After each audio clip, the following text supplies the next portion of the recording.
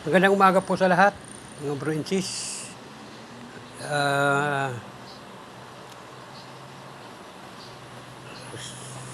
Luzon, Visayas, Mindanao at sa ibang bansa, mga aking subscriber, magandang umaga po sa inyo. Ngayong umagang Biyernes Santo, ayan po mga pakita ko po mga gamit ko. Mga pansarili ko po yan, ayan po. Shoutout nga pala po kay Bro Rachel Lumawag, kay Tito Ray Villas, ng aking family friend, kay Parin June. Ito po ang aking mga pinakita ko lang po sa inyo. Yan. Personal kong gamit po yan. At ang magandang umaga rin po pala dyan sa aking kaibigan din na si John Hermosa.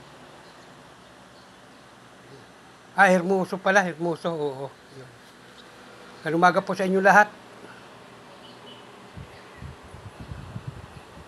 Yan po ang aking gamit. Personal na gamit po yan. Yan. Maganda po yan. Yan personal gamit. Matitibay po yan. Yan. Mga sinauna, matatagal na po sa akin yan.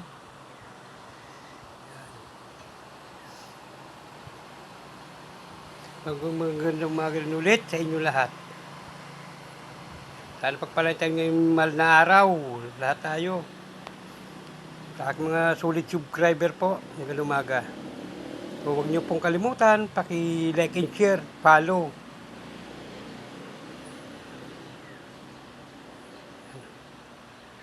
Ito po yung agimat ng Bicolano po ito. Agimat ng Bicolano. Yan po. Yan. Ang ganda po niyan. Tibay. Okay. Mamaya po tayo kukonsogra ng mga gamit.